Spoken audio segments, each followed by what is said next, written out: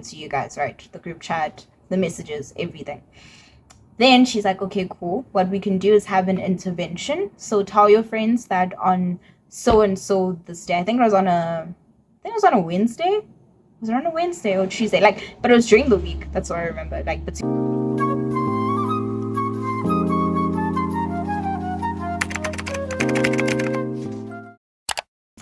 hey guys, so today I decided to do a story time because I've already done vlogs, I've already done challenges. So I was like, there's one thing I haven't done, and that's a story time. My life has been so busy with school, work, content creating, like, yeah, it's been a lot. It's been a lot, and my nails are, oh God.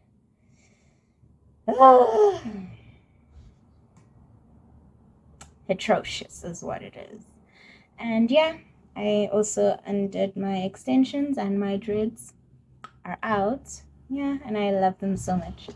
So I already made some ramen, and if you know me, I love me some ramen. So yeah, it's still like cooking, preparing. So as it's doing that, I will start the story. And I'm a very terrible storyteller, but I will try to get into details as much as I can. A little background. I was in an all-girls school at some point. I'm not going to say which all-girls school, but if you know me, you know exactly what school I'm talking about. And if you know me and you're close to me, you know exactly what this story is about. It's about a girl. A girl hating on another girl. And guess who was the victim? I think this was grade 9. Fun fact about me. After this whole situation, I had to move to another high school and I had to repeat grade 9. But hey, we live, we move, life happens. What can we say? This was in grade 9 in 2016. And I remember it was the beginning of the year. I think it was like term 1. I don't necessarily remember all the details. I've been wanting to talk about the story, but I wasn't like comfortable and confident enough. But I guess now I am. So yes, as I was saying, it was the beginning of the year. And you know how the beginning of the year is, like there's new students, new pupils coming to school, sometimes even new teachers. But that year, it was a new student that came.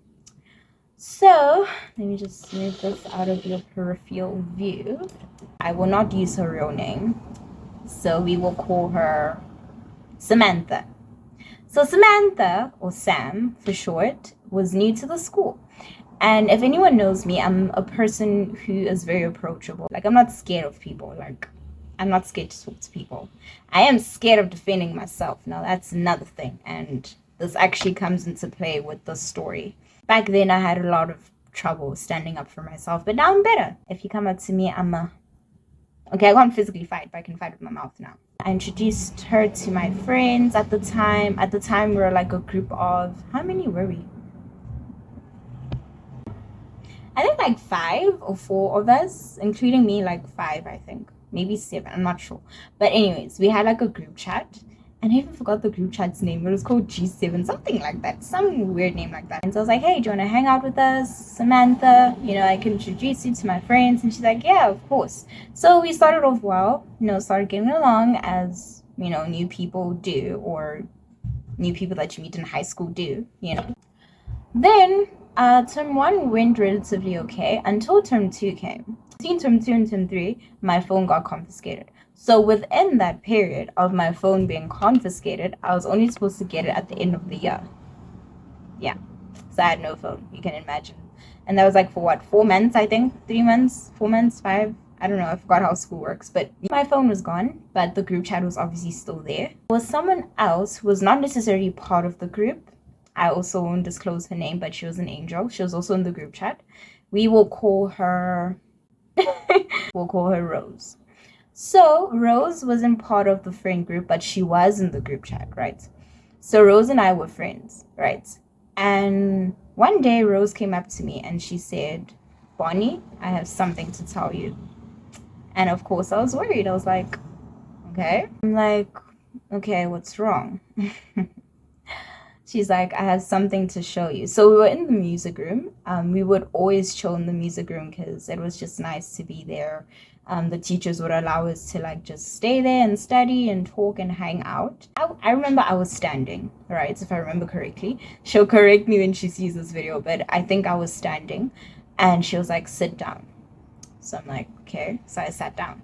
The people that you're friends with are not really your friends. I don't think she said those exact words, but around those words. She's like, the people that you're friends with are not your friends. And I was like, what do you mean? And she's like, let me show you my phone. So she opens her phone and she shows me what these people were doing in the group chat. They were talking about me, basically. They were talking about me behind my back. And since this is YouTube, I can't necessarily say what they said, but they called me the B word, they called me the W word, they said I'm not a good friend. And at the time I had a crush. I had a crush on some person, right? And they were like, this person doesn't even like her, all of that. She thinks she's pretty, but she's not. Like, they were just saying really nasty things about me. And I was shocked because these people were my friends, you know? Well, I considered them my friends, but clearly they didn't consider me their friends. The story is long, but I might need to chop it up in different parts maybe. But they were saying really mean things about me. And of course I was hurt. And right in that very moment, one of my friends, we used to walk home together to the bus station, right, to the bus stop, because we used to take the bus home. So one of them came to the music room and was like, hey, Bonnie, it's time to go home. And she was one of the people who was saying mean things about me. And you know, when there's a group of friends, right, when you have a group of friends with 4, 5 people, 3 people, there's always that one person who you're closer to within that friend group, right? So I was closer to her. And I was just so upset. I was so pissed. I was, oh gosh. Yeah, a lot of emotions were going through my mind. Then we decided to walk to the bus stop. And it was me, it was her, and it was 2 of my other friends who were also, well, former friends, ex-friends, who also took the bus home. So I remember I was just listening to, if you know the song Timmy Turner by Designer, I'll try and put it here somewhere. I don't know where, but somewhere here. I was listening to that all the way to the bus stop. And one thing about me when I'm upset, well, back then at least, when I was upset, I would tend to listen to a lot of trap music because I don't know, it just made me feel better. So we get to the bus stop and they asked me if I was okay, and I told them, yeah, I'm fine. I got home, right? And I didn't know whether to tell my mom about the situation or not. Because you know, in high school, when you have a problem, the last thing you want to do is go to your parents. That is the last thing you want to ever do. Because in high school, it's just seen as, oh, you're weak, you can't fight your own battles. And at the time, guys, I was very young, I was naive. Of course, I couldn't fight my own battles. But of course, I didn't want to make the situation worse by involving my parents. But what was I supposed to do? Because I didn't know what to do. So I got up the courage. I think this was maybe like a day later after this incident happened, because it was during the weekend. So I remember it was like on a Sunday. It was the day before we had to go back to school, which was a Monday. So I told my mom, I built up the courage to tell my mom. I told her, hey, mommy, they said this and this and this and this about me. And I didn't mention the person that I liked. But she asked me to ask Rose to email her all the group chat messages, because she wanted to see it for herself, because she wanted to take it to the school. Rose emails the messages, right? And my mom saw the part where they were talking about the person that I liked at the time, right? That I had a crush on. And she was like, who is this person? And I'm like, I don't know. It's someone that they think I like, but I don't like them. So I lied. I will be honest, Mom, if you ever see this, excuse. I had to lie. So I lied and said, I don't know this person. They're just trying to match me up with someone that I don't like. She's like, okay, cool. We're going to go to the school tomorrow and we're going to talk about it. So, of course, it felt like the world was crumbling, because high school, it always feels like that, like the world is just going to end and all of that. Because I told my mom, and now my mom is going to do something about it, because what parent would not do something about the situation, you know? Because I was technically being cyberbullied. I told my mom, I was like, listen, can I first sort it out myself? I told her I want to sort it out myself. Let me speak to the school psychologist. let me call her a different name because I can't use her real name. Her name was Mrs. Smith. Mrs. Smith. So I told her, I'm like, listen, I'm very close with Mrs. Smith. So let me go to Mrs. Smith first and see what she says, because she was the school psychologist, right? And I was very close to her. Like, ever since I got to that school, which was like in grade 1, I've been very close to her. And that's another story, actually, about how I got to that school. Because, guys, the first primary school I had rejected me. If it doesn't work out, I'm stepping in. I'm like, okay, cool. We had an agreement, right? That if Mrs. Smith doesn't or is not able to help me, my mom will step in and talk to who? The principal. And we didn't want that, right? Cool. So I go to Mrs. Smith's office. I'm like, ma'am, I have an issue and I don't know what to do about it. So I explained the situation like how I explained it to you guys, right? The group chat, the messages, everything. Then she's like, okay, cool. What we can do is have an intervention. So tell your friends that on so and so this day, I think it was on a Wednesday. Was it on a Wednesday or Tuesday? Like, but it was during the week. That's what I remember. Like, she was like, okay, tell them during break on this day, please come to my office, because second break was longer than first break. I think first break was like 15 minutes, and then second break was like maybe 30 minutes, I think, if I'm not mistaken. So she's like, yeah, tell them to come during second break. I'm like, okay, cool. So I told my ex-friends that, hey, can we go to the school psychologist so we can sort this thing out? Because I really wanted to sort it out because I didn't want to lose them as my friends. So they were like, okay, cool, we'll come. So they came. The day came. They came to the office. We sat down and the intervention started. She was like, oh, Bonnie tells me that you guys think she's not being a good friend. And I did see the group chat messages.